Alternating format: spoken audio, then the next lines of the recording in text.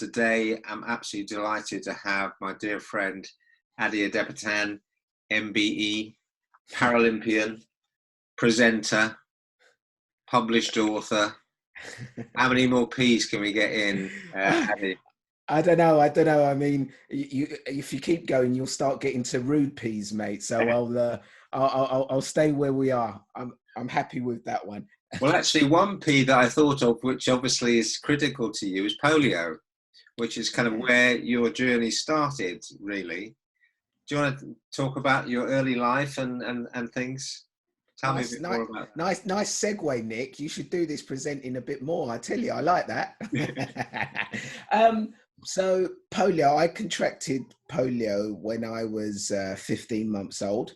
I was born in Lagos, Nigeria, and I mean, there was a vaccination program going on at the time when I was born, sort of like 1973, 1974, and a lot of southern Nigeria were really working hard to eradicate polio. At the time, I think the vaccine, you had to take 3 doses.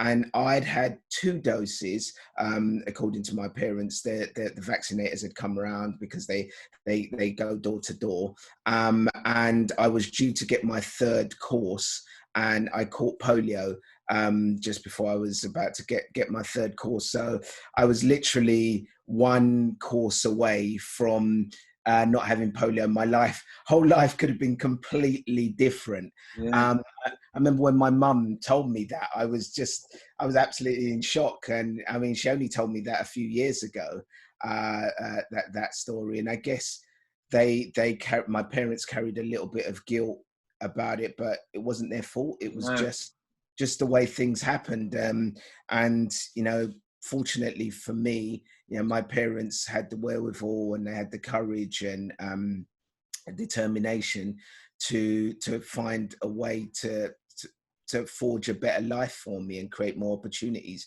And they did that by using all their savings, borrowing money from friends and family, and relocating from Lagos, Nigeria, to East London, to Plaistow in East London.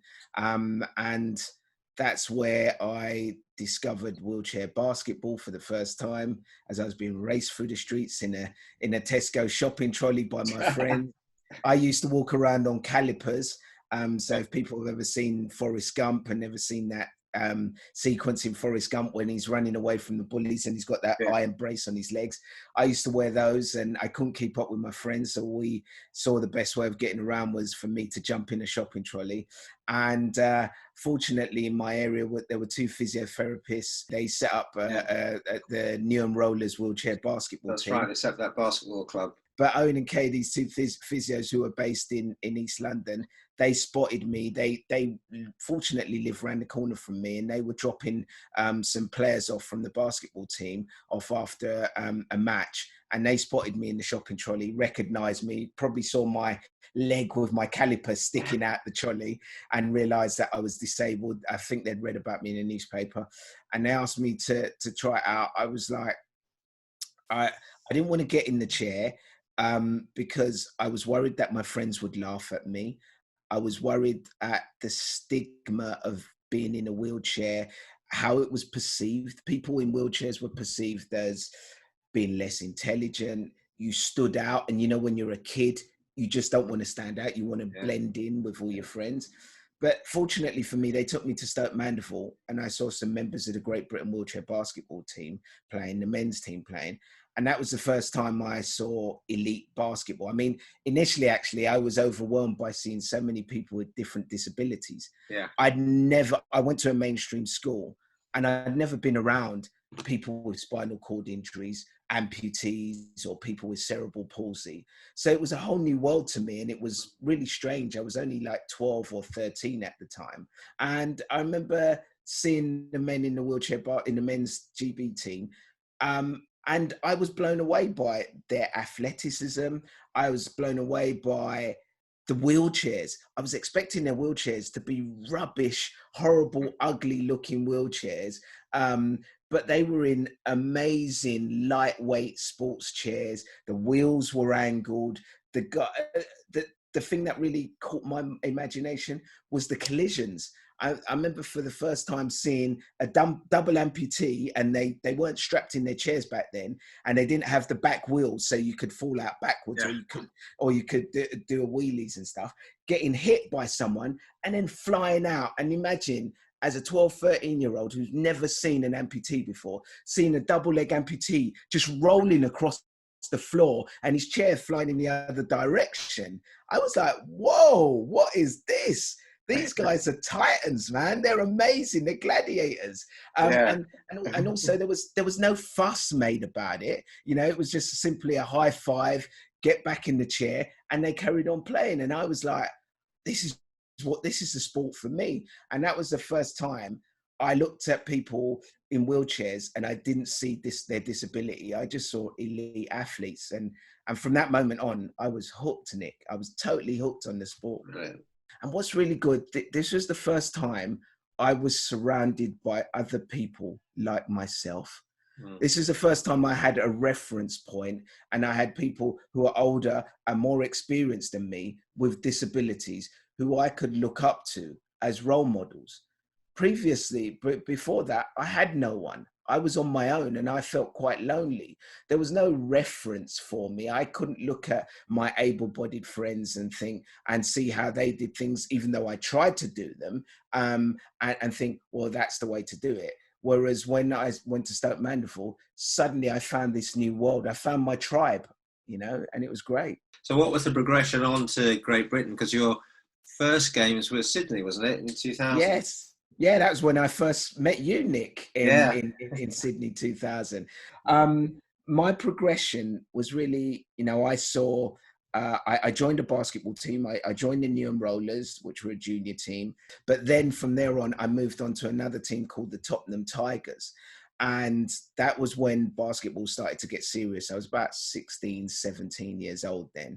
And I remember and Blakey and Anne Wild coming back from the Seoul Paralympics in '88 and talking about the games and just thinking, oh my days, I really want to be there.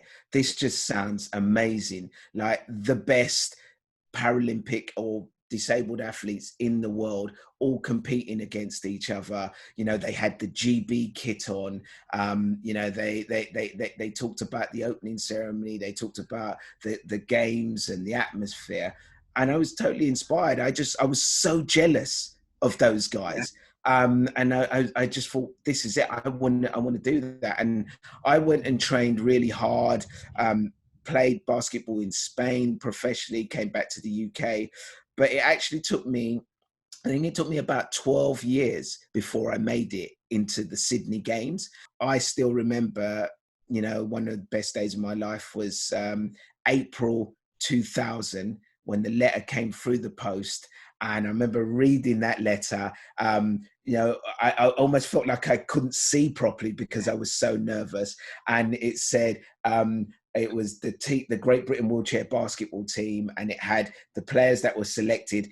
And I was looking down the list for my name, and normally my name comes at the top because it's alphabetical, Ade Adepitan, but they went in classification. So, you know, the highest points were first and the lower points were later. And because I was 2.5, I came later down and I couldn't see my name. And I was sort of like, oh no, I haven't made it. And then when I finally saw my name, I think I just screamed. And then I went out to Sydney and you were there. For me, you know, I went to Athens as well. I won a medal in Athens, but for me, Sydney's still my personal favorite games. It was absolutely awe-inspiring. The hairs on the back of my neck still go up when I think of that opening ceremony. You know, when we went out into the stadium, they called out Team GB, and there was about 110,000 people in that stadium. And I remember Sydney as being, it is probably my favourite away games. London, I think, is probably favourite home. You know, as a home games, that's very unique. But the Aussies get sport so much, and the way that they welcomed us was just fantastic. And it was a great games. Tell me, do you think that the sport and the opportunities for travel, did that give you love of travel. You're obviously doing a lot of presenting now and doing travel programs and giving a very different insight on the world in many different ways in terms of how people with disabilities, face issues. But was sport the conduit to that? Most definitely. Without sport, I probably wouldn't have got I definitely wouldn't have got the opportunities to travel as much as I've traveled.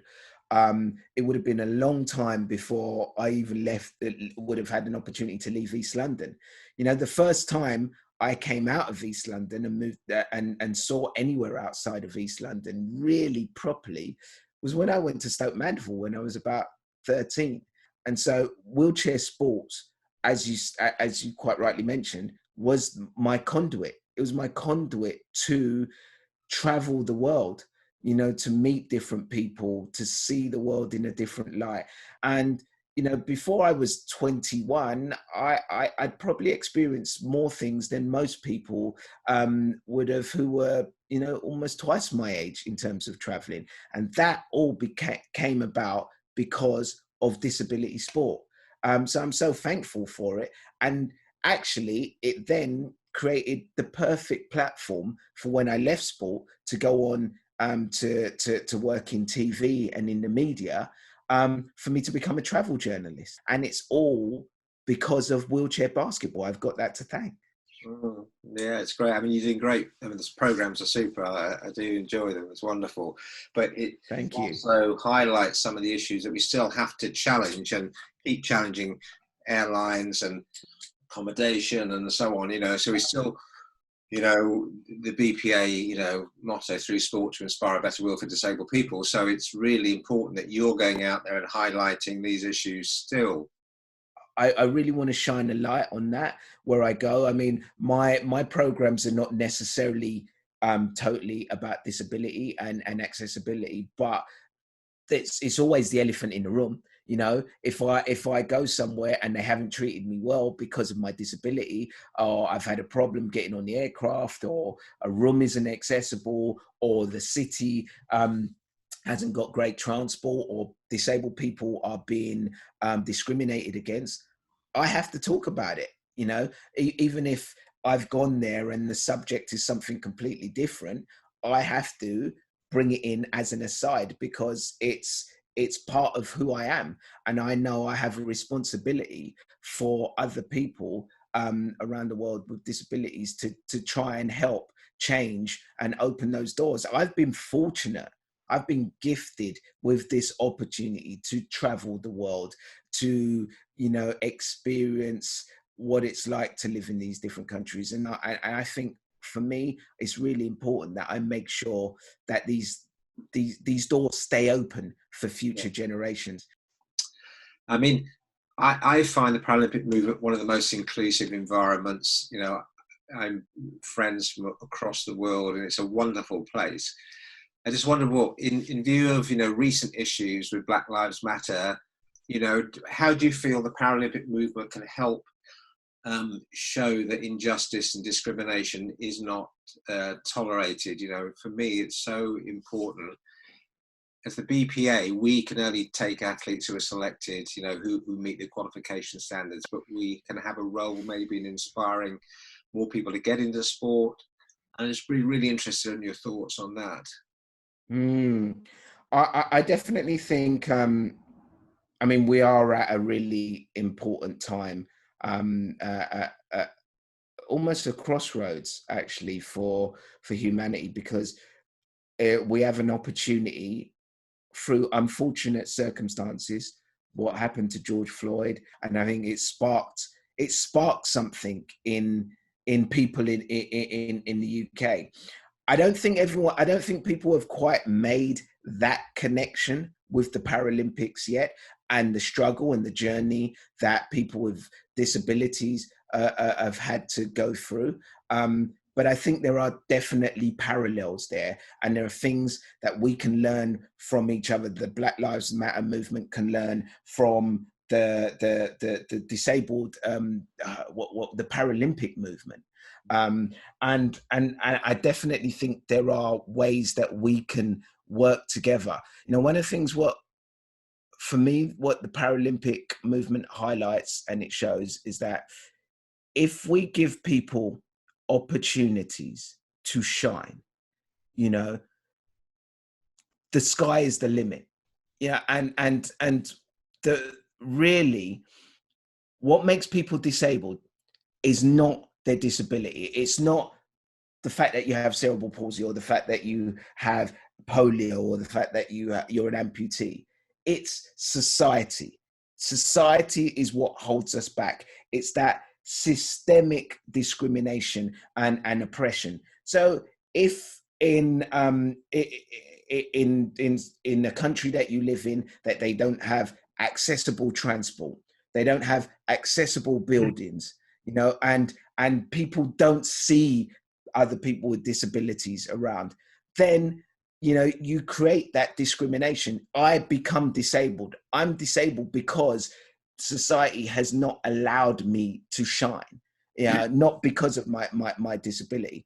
And what the Paralympics has shown is when you take away those things that hold people back, you give someone the adequate sports equipment, the correct coaching, you know, you give them the event where they can go out and be the best that they can be, right? That's when they shine. And that's when you have a whole group of society that goes out there and achieves something incredible. Right now, with the BAME community and the in particular the Black community, for hundreds of years, we have faced oppression, and we've never been able to properly shine because there is inbuilt racism within the systems of our society. And what society has to look at is, look what's happened to our Paralympians, to our disabled people, when we've given them that opportunity to shine. We need to give that to everybody. I mean, ultimately, Nick, we've got to ask ourselves this question: do we really, really, as a society, want to tackle inequality? I know, yeah, you know, a lot of people will say, "Well, there's progress because you no longer." I remember in the 80s, it was common. People would shout out, they'll call me a cripple in the street, or they'll call me the N-word in the street, or if I was unlucky, I would be called the N-word and a cripple, you know, on the street. And that no longer happens. That sort of overt discrimination doesn't happen, which is progress in a way. But I think the harder progress is that one that's systemic, that one that's the unsaid discrimination, where, you know, you can't get a job because of your disability, because maybe for the employer it's too difficult, they think it's too difficult to accommodate you, or you don't get a job because of the color of your skin, because they have that sort of prejudice. And that is the discrimination that we need to rid ourselves of. And it's far harder. It's a lot easier to get people to stop shouting those words out in the street, because now, you know, people would frown on them. You know, it's not easy for someone to get away with shouting that out. I would hope not on the street today. But it's a lot easier for someone to say, well, I'm not going to employ that person. They don't have to mention it, whether it's because of their disability or the color of their skin. They can come up with any other excuse, and it's hard for us to prove it. And that's the type of discrimination that we need to rid ourselves of in order for us to progress. One of the things I think that was wonderful about 2012 was the way that kids embraced it, and they had role model heroes of athletes with disabilities. So if we can grow generations of kids who just don't see the disability, they just see the person, that's a great win. So what I'm really interested, because also you're writing kids books now, you know, and you know, that's a great thing, you know, because if we can change the generation, There they are. yeah, brilliant. If we could change the generation of tomorrow to believe that this is okay, it's normal, we're all people in society. Yeah, the cyborg, you know. So this stuff is great because. Do Do you know what, Nick? It's already happening. I have so much hope and confidence, and I feel really good about the next generation. I get to go to schools a lot to do talks and to do sessions with the kids all over the UK. And because of my books, I go and read the books to them as well, and promote the books. And the way those children look at disability is completely different to the way kids looked at disability in my time, and most certainly your time. You know, a lot of them, they're just really, one, they're curious, but also they see it as really cool. You know, and I think a big catalyst of that is the Paralympics. You know, it started in although the Paralympics has been going for a long time, and we've known about it for a long time. I really think 2008 lit a spark, because Ellie Simmonds, you know, in 2008 in Beijing, winning her gold medal when she was like 12 or 13 years old. And everyone remembers that interview of her bursting into tears, you know, and David Weir winning 2 gold medals. And then that was a great stepping stone for London, where it totally exploded, because all the kids in the UK, or many of the kids in the UK, got to experience the Paralympics firsthand. Yeah, no, you're right. I think the future is bright for the Paralympic movement. The world will have a year to try and get to grips with coronavirus and find a way to make it work. So I definitely think we will be ready, and I'm going to put my hat out there and say Tokyo 2021 is going to happen. How weird is that going to be? A Paralympics and Olympics in an odd numbered year. Yeah, I think it will be healing, and I think it will be a celebration of overcoming. You know, the Paralympic movement is based on overcoming adversity. Yeah, you know, it's something that people do every day, and so basically, a major. Basically, Nick, the world should learn from us people with disabilities and the Paralympic movement, because, as you said, we're all about overcoming adversity, and we could teach the governments a lesson or two about how to deal with things like this. Yeah. Ade, it's been wonderful chatting to you. It's been really, really great, and I can't wait to see you in Tokyo. I hope you're coming. Yes. I hope I'm coming too. I mean, I've been speaking to Channel 4, and fingers crossed I will be there. But Nick, thank you so much. Really enjoyed talking to you, and hopefully we'll catch up before then, at some point.